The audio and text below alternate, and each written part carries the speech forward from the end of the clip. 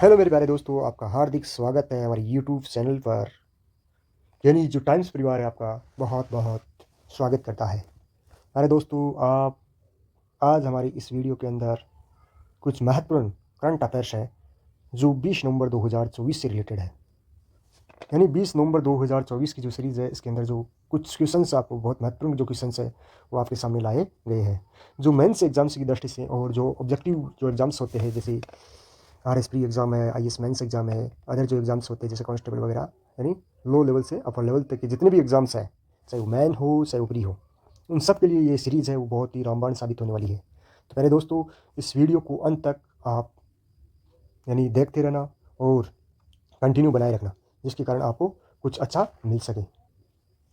इससे पहले आपसे निवेदन है कि हमारी वीडियो को लाइक करना, सब्सक्राइब करना और शेयर करना और बेल आइकन पर क्लिक करना मत भूलना,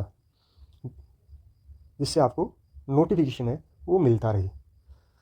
तो हमारा जो हम शुरू करते हैं हमारी इस वीडियो को, जो पहला क्वेश्चन है हमारा, हाल ही में केंद्र सरकार ने यूनिकॉर्न तकनीक यानी एक टेक्नोलॉजी है जिसका नाम है यूनिकॉर्न टेक्नोलॉजी। यूनिकॉर्न टेक्नोलॉजी विकसित करने के लिए किसके साथ एग्रीमेंट किया या समझौता किया? विकसित करने के लिए किसके साथ समझौता किया है? तो जापान के साथ ये एग्रीमेंट किया है। यूनिकॉर्न तकनीक है उसको डेवलप करने के लिए जापान के साथ समझौता किया है भारत ने। और जापान एक अच्छा राष्ट्र भी है जो कई डिजास्टर्स हैं, कई आपदाओं से, यानी हर साल उसके अंदर भूकंप सुनामी जाती रहती है, तो भी आज जापान एक डेवलप कंट्री के रूप में यानी हमारे सामने है। जापान की हम बात करें तो जापान की राजधानी टोक्यो है। टोक्यो। और एक महत्वपूर्ण और बात की हम बात करें, 6 व 9 अगस्त 1945 को जापान के हिरोशिमा और नागासाकी के ऊपर परमाणु बम गिराए गए बाई अमेरिका, यानी अमेरिका के द्वारा हिरोशिमा और नागासाकी के ऊपर परमाणु बम गिराए गए 6 व 9 अगस्त 1945 को।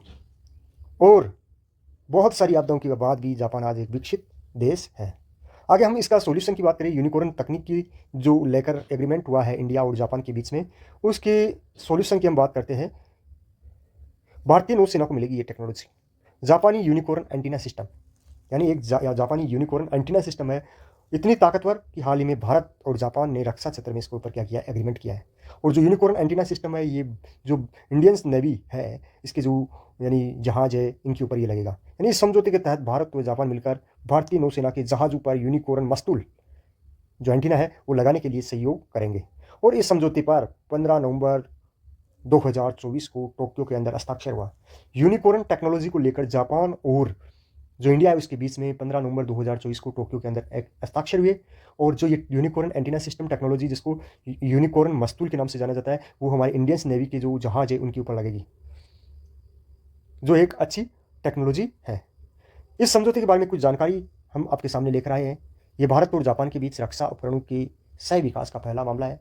यूनिकॉर्न मस्तूल को भारत में भारतीय इलेक्ट्रॉनिक्स लिमिटेड यानी बेंगलुरु द्वारा जापान के सहयोग से विकसित किया जाएगा, यानी बेंगलोर के अंदर इसको डेवलप किया जाएगा। जापान की 3 कंपनियां मिलकर इसे यूनिकॉर्न एंटीना बनाए हैं, मिलकर ये यूनिकॉर्न जो एंटीनाज है वो बनाए हैं। ये यूनिकॉर्न एंटीना फिलहाल जापान समुद्री सेल्फ डिफेंस फोर्स यानी मोगामी श्रेणी के जो ब्रिगेंट है उन पर लगे हुए हैं। यूनिकॉर्न मस्तूल लगाने से जहाज़ों को स्टील क्षमता यानी बढ़ेगी। तो इस प्रकार जापान और इंडिया के बीच में जो यूनिकॉर्न एंटीना सिस्टम को लेकर जो एग्रीमेंट हुआ है 15 नवंबर 2024 को, इस एग्रीमेंट के तहत जो ये यूनिकॉर्न एंटीना जिसको मस्तूल के नाम से जाना जाता है, ये बेंगलोर के अंदर जो भारत इलेक्ट्रॉनिक लिमिटेड भैल उसके अंदर बनाए जाएंगे। आगे हम दोस्तों बात करें क्वेश्चन नंबर सेकंड की, तो क्वेश्चन नंबर सेकंड है वो भी थोड़ा महत्वपूर्ण है। विश्व शौचालय दिवस। हमारे प्रधानमंत्री जी यानी जो स्वच्छ भारत को लेकर भी काफ़ी चर्चा में रहते हैं, उन्होंने स्वच्छ भारत अभियान 2014 2 अक्टूबर 2014 को अंदर प्रारंभ किया था। और स्वच्छता यानी स्वच्छता बनाए रखना हमारा भी कर्तव्य है और हमें बनाए रखना चाहिए। तो इससे यानी स्वास्थ्य को बनाए रखने के लिए विश्व शौचालय दिवस मनाया जाता है, या विश्व वर्ल्ड टॉयलेट डे के रूप में मनाया जाता है। ये मनाया जाता है 19 नवंबर को। 19 नवंबर को विश्व शौचालय दिवस मनाया जाता है। इसका सोल्यूशन देखिए, हर साल 19 नवंबर को मनाया जाने वाला विश्व शौचालय दिवस या वर्ल्ड टॉयलेट डे का उद्देश्य स्वच्छता संकट के समाधान के लिए भी वैश्विक एकजुटता और कार्रवाई को प्रेरित करना है। और प्रधानमंत्री ने सोच मुक्त भारत की यानी एक अभियान भी चलाया था, जिसके तहत हर घर के अंदर शौचालय बनवाया गया। 12,000 रुपये के रूप में राशि, कुछ ऐसी राशि भी दी गई थी। आगे हम क्वेश्चन नंबर 3 की बात करें। हाल ही में अमेरिका में अंतर्राष्ट्रीय छात्रों की शरोरत के रूप में जो इंडियन यानी भारत है, भारतीय जो छात्र है या भारत ने किस देश को पीछे छोड़ा है? वो चीन को पीछे छोड़ा है। चीन के पहले छात्र यानी एजुकेशन के लिए यूएसए के अंदर या अमेरिका के अंदर ज़्यादा जाया करते थे। अब आज हम देखें तो इंडिया के जो स्टूडेंट है उनकी जो नंबर सिस्टम या संख्या है वो सबसे ज़्यादा है। जो इंजीनियरिंग के क्षेत्र में या कुछ जैसे डिग्रीज प्राप्त करने के लिए पीएचडी वगैरह है, रिसर्च है, अदर जो कई यानी जो शिक्षा के क्षेत्रों के अंदर हमारे विद्यार्थी आज अमेरिका के अंदर सर्वोच्च संख्या के अंदर है। जिन्होंने चीन की जो पहले चीन की संख्या या चीन के स्टूडेंट की संख्या ज़्यादा हुआ करती थी, आज भारत के जो बच्चे हैं, स्टूडेंट हैं, उनकी संख्या ज़्यादा है। ये भी बहुत अच्छी बात है। क्वेश्चन नंबर 4 की बात करें तो उमा दास गुप्ता का निधन हुआ है। वे कौन थी? उमा दास गुप्ता वो कौन थी? तो हमारे सिनेमा के अंदर यानी एक अभिनेत्री जिसका नाम उमा दास गुप्ता था, बहुत ही प्रसिद्ध अभिनेत्री थी और जिसका हाल ही में निधन हो गया है।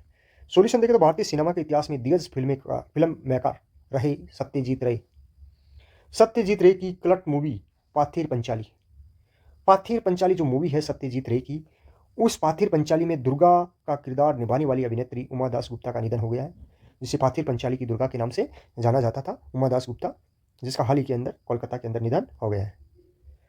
क्वेश्चन नंबर हम 5 की बात करें। क्वेश्चन नंबर 5 भी बहुत यानी महत्वपूर्ण है। एयर एक्सपो 2024, जिसको वर्ल्ड एयर एक्सपो के नाम से भी जान सकते हैं, विश्व के अंदर ये सबसे बड़ा एक्सपो होता है। तो एयर एक्सपो 2024 कहाँ प्रारंभ हुआ? तो यह प्रारंभ हुआ आबू धाबी के अंदर ये प्रारंभ हुआ था।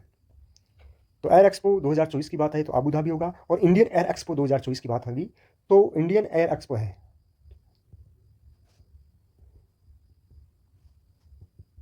एक्सपो 2024, वो चेन्नई के अंदर होता है, जिसको हम मद्रास के नाम से भी जानते हैं। तो वर्ल्ड एयर एक्सपो या एयर एक्सपो 2024 आबू धाबी, यानी हम इंटरनेशनल लेवल की बात करें तो आबू धाबी में होगा, इंडियन लेवल की बात करें तो चेन्नई के अंदर हो जाएगा। आबू धाबी के विमानन क्षेत्र में एक महत्वपूर्ण छलांग लगाई, क्योंकि एयर एक्सपो 2024 आज आबू धाबी राष्ट्रीय प्रदर्शनी के केंद्र में शुरू हुआ है। जो यूएई यानी संयुक्त अरब अमीरात की राजधानी आबू धाबी है। यूएई की राजधानी को संदारणी एरोस्पेस नवाचार के मामले में सबसे आगे रखता है। 19 से 21 नवंबर तक यह प्रोग्राम चलने वाला है। 3 दिवसीय प्रोग्राम है। दुनिया भर के युवाओं और पेशेवर उद्योग के नेता का यहाँ स्वागत किया जाएगा। यहाँ ये व्यक्ति मौजूद है।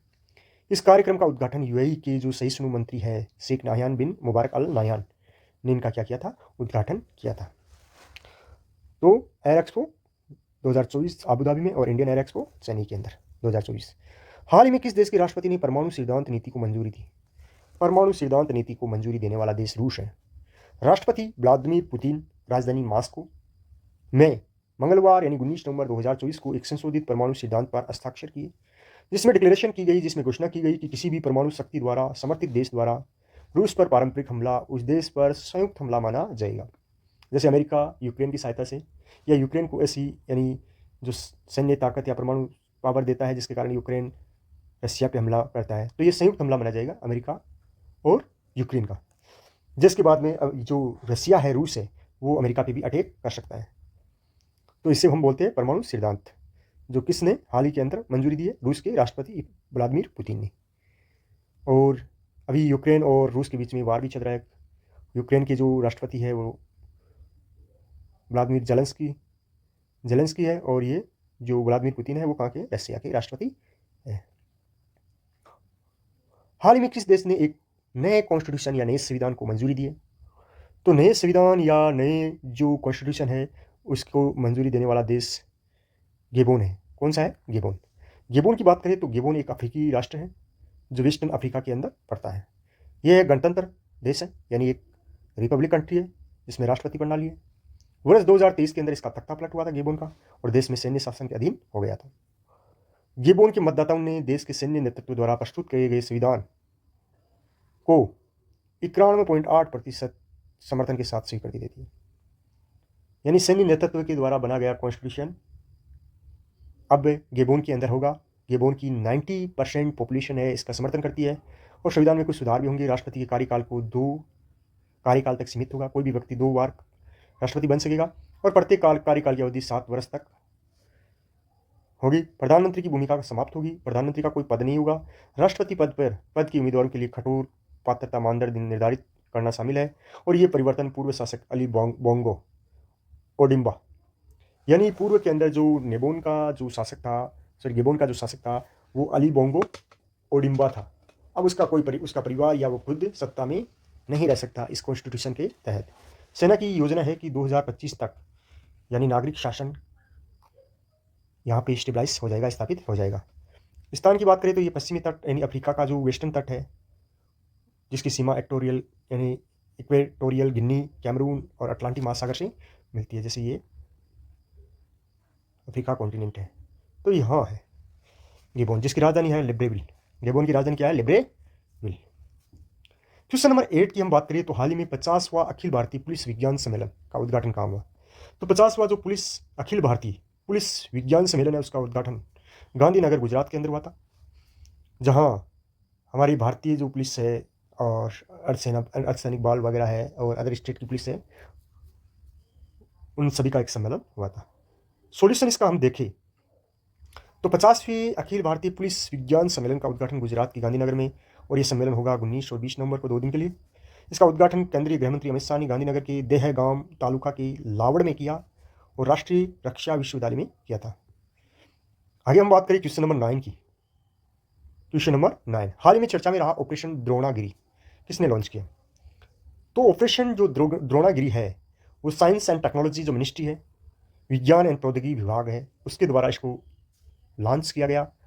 और इसका हम सॉल्यूशन देखें तो राष्ट्रीय भू स्थानिक नीति 2022 के तहत विज्ञान एंड यानी साइंस एंड टेक्नोलॉजी जो मिनिस्ट्री है ने IIT दिल्ली में ऑपरेशन द्रोणागिरी लॉन्च किया। IIT दिल्ली के अंदर किया, और जो हमारा सेंट्रल गवर्नमेंट का जो डिपार्टमेंट है साइंस एंड टेक्नोलॉजी डिपार्टमेंट, उनके द्वारा इसको लॉन्च किया गया। इस पायलट योजना का टारगेट या उद्देश्य भूस्थानिक तकनीक की भूमिका को नागरिकों के जीवन की गुणवत्ता और ट्रेड यानी व्यापार की सुगमता में सुधार के लिए प्रदर्शित करना है। क्वेश्चन नंबर 10 की हम बात करें, हाल ही में गरीबी और भूख से लड़ने के लिए वैश्विक गठबंधन कहाँ लॉन्च किया गया? तो ये लॉन्च हुआ है ब्राज़ील के जो G20 सम्मेलन है उसके अंदर। ब्राज़ील में इसका अंदर ब्राज़ील का जो G20 सम्मेलन है उसके अंदर इसको लॉन्च किया है। इसका सॉल्यूशन देखिए तो ब्राज़ील के जो राष्ट्रपति लूला दा सिल्वा ने 18 नवंबर 2024 को G20 के प्रमुख अर्थव्यवस्थाओं के शिखर सम्मेलन की शुरुआत करते हुए भूख और गरीबी से लड़ने के लिए एक वैश्विक गठबंधन का ऐलान किया।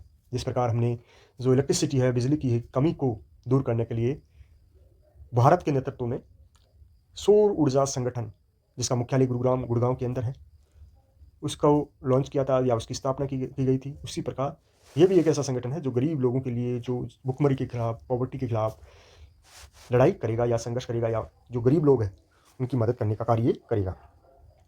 इसकी संरचना है वो अभी बाकी है, अभी बनने में, यानी वो तो लॉन्च हुआ है, अभी इसमें इसके जो कॉन्स्टिट्यूशन है, उसका जो समिति है वो बनेगी, हेडक्वार्टर वगैरह सारी चीज़ें। लूला दा सिल्वा ने कहा, ब्राज़ील के राष्ट्रपति ने, भूख और गरीबी किसी प्राकृतिक घटना का परिणाम नहीं है। भूख या गरीबी है वो नेचुरल इंसिडेंट नहीं है। यह पॉलिटिकल जो डिसीजन है उनका क्या है, नतीजा है। यानी राजनीतिक इस चक्कर के अंदर गरीबी और भूखमरी बढ़ रही है। ये लूला दा सिल्वा ने कहा, बहुत अच्छी बात कही।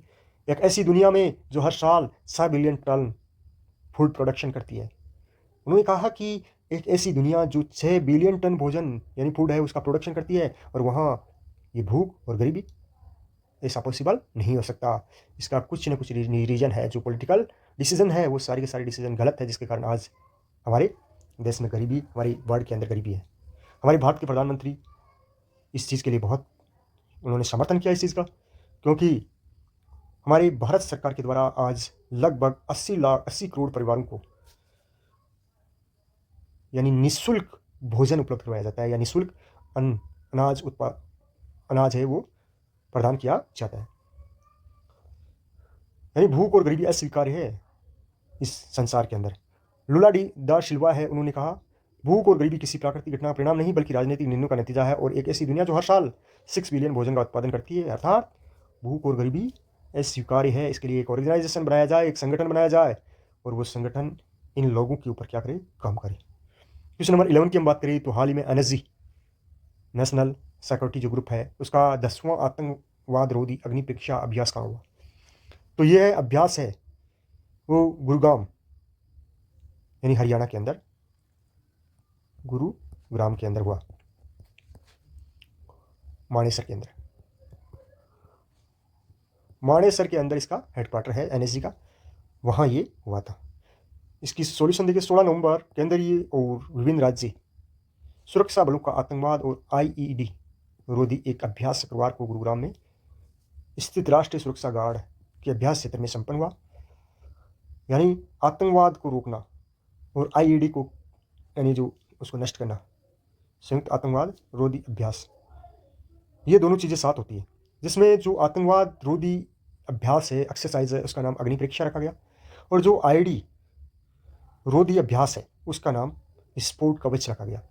नीचे देखें तो इस 10वें संयुक्त आतंकवाद रोधी अभ्यास का नाम अग्नि परीक्षा और 8वें राष्ट्रीय संयुक्त आईडी रोधी अभ्यास का नाम स्फोट कवच रखा गया। क्वेश्चन नंबर 12 देखें तो हाल ही में दक्षिणी एशिया में सबसे बड़ा समुद्री विचार नेतृत्व शिखर सागर मंथन सम्मेलन कहाँ प्रारंभ हुआ? सबसे बड़ा दक्षिणी एशिया का समुद्री विचार नेतृत्व शिखर सम्मेलन सागर मंथन कहाँ हुआ? तो ये जो दक्षिणी एशिया का जो सबसे बड़ा समुद्री विचार नेतृत्व शिखर सम्मेलन है वो नई दिल्ली के अंदर होता है। कहाँ होता है? नई दिल्ली के अंदर। सागर मंथन द ग्रेट ओशन डायलॉग दक्षिणी एशिया का सबसे बड़ा समुद्री नेतृत्व शिखर सम्मेलन है जो शुरू हो गया है आज से, और ये भव्य आयोजन भारत सरकार की बंदरगाह है, नौवहन और जलमार्ग मंत्रालय और ऑब्जर्वर रिसर्च फाउंडेशन के संयुक्त प्रयास से आयोजित किया गया है। इस आयोजन में 61 देशों के प्रतिनिधि और 1700 से अधिक प्रतिभागियों ने हिस्सा लिया, जिससे वैश्विक नीति निर्माता और उद्योग जगत के अग्रणी शोधकर्ता और समुद्री विशेषज्ञ इसमें शामिल हुए। इस मंच का उद्देश्य सतत नवाचार और समुद्री वार्ताओं को प्रोत्साहित करना। इस प्रकार दोस्तों हमने 12 क्वेश्चंस के ऊपर चर्चा की, जो अति महत्वपूर्ण है, बहुत अच्छे क्वेश्चंस हैं और आने वाले एग्जाम्स के अंदर 100% पूछे जाएंगे। जो हमारी ये क्लास है वो मेन बेसिस क्लास है, प्री बेसिस क्लास है। अगर आपके कोई एग्जाम्स जो रिटर्न में होती है उसके अंदर भी आप अच्छा प्रदर्शन कर सकते हो, कोई एग्जाम अगर ऑब्जेक्टिव टाइप में होती है तो उसके अंदर भी करंट अफेयर के अंदर अच्छा प्रदर्शन कर सकते हो। प्यारे दोस्तों, हमारे साथ आप बने रहिए, जुड़े रहिए, जिससे हम आपको अच्छा सा अच्छा मैटर उपलब्ध करवा सकें। जय हिंद, जय भारत मेरे प्रिय साथियों।